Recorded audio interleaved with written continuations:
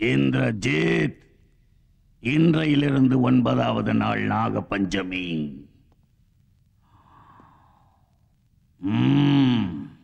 அன்றுதான் சீமதேவிக்கு பலியிடுவதற்கு உகந்த நாள்.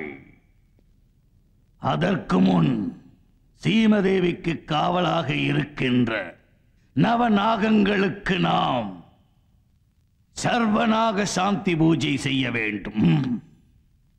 அதை நீ செய்ய வேண்டும்.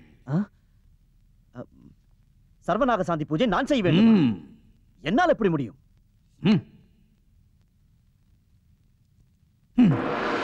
இந்திரஜித், இந்த மந்திர மாலையை நீ அணிந்து கொண்டால் யந்திர பூஜையை உன்னால் சுலபமாக செய்ய முடியும்.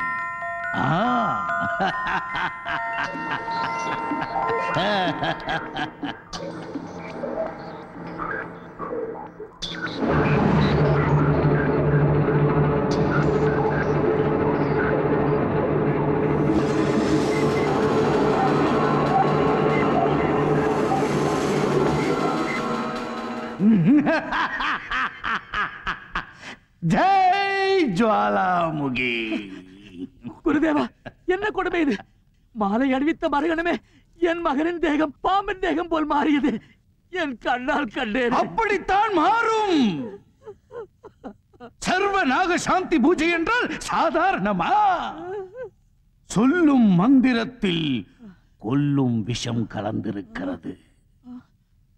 அந்த நாகபாஷாணத்தை தாங்கிக் கொள்ளவே இவன் தேகத்திற்குள் நவபாஷாணத்தை ஏற்றி இருக்கிறேன். மகனே, பாஷாணத்தை உடலில் செலுத்தி பாழாய் போன அந்த பதவிக்காக இந்த யாக பூஜை தேவைதானா?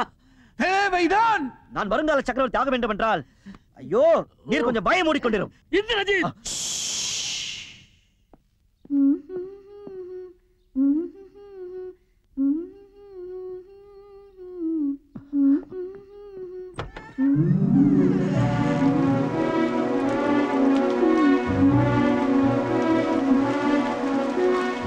மோகினி.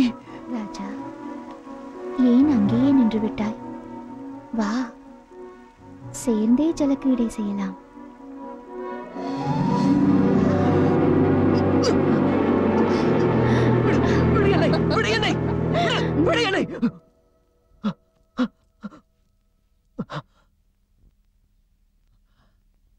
காணாமல் போனவள் வந்து கண்ணாமூச்சி ஆடுகிறாள். இது கனவா?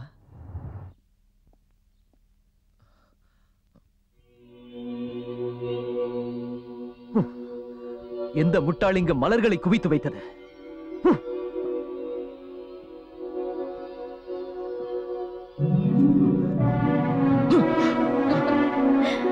மச்சான், மலருக்குள் இருப்பது மரக்கட்டை அல்ல.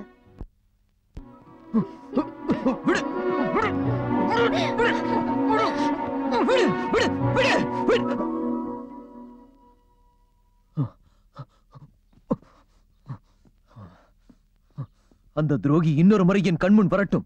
அவளை கண்டந்துண்டமாக வெட்டி கொன்று விடுகிறேன். ராஜா,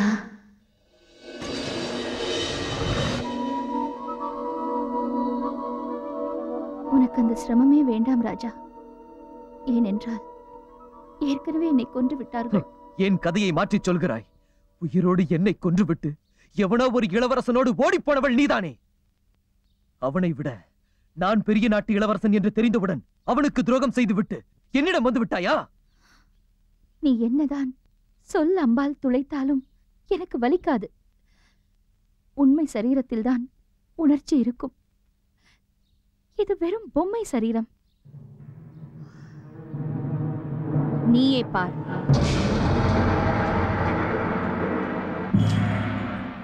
உன் எதிரில் நிற்பது மோகினி அல்ல, ஆவி.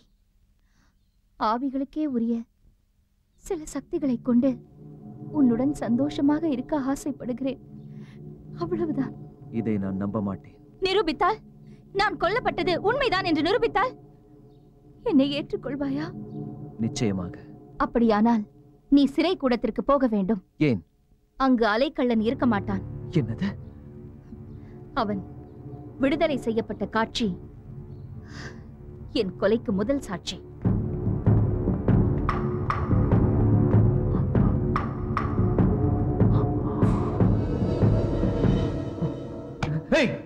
அலைக்கண்ணன் எங்கே? இளவரசே, மகாராஜா அவனை மர்மமான முறையில் விடுதலை செய்து விட்டார். விஷயம் வெளியே தெரிந்தால் எங்கள் தலைவையோடும் என்று எச்சரித்தார். அதனால் அலைக்கல்லன் இருப்பதாக பொய் சொல்லிக் கொண்டு நாங்கள் போலியாக காவல் காக்கிறோம். மோகினி, நீ சொன்னது உண்மைதான். அலைக்கண்ணன் சிறையில் இல்லை. அவனை ஏன் விடுதலை செய்தார்கள் என்ற கேள்விக்கும் பதில் இல்லை. கொலைகாரன் கொலு மண்டபத்தை நோக்கி வந்து கொண்டிருக்கிறான். அங்கு சென்றால் உன் அத்தனை கேள்விகளுக்கும் பதில் கிடைக்கும். Biggest, latest Bollywood blockbuster only on Eros Now.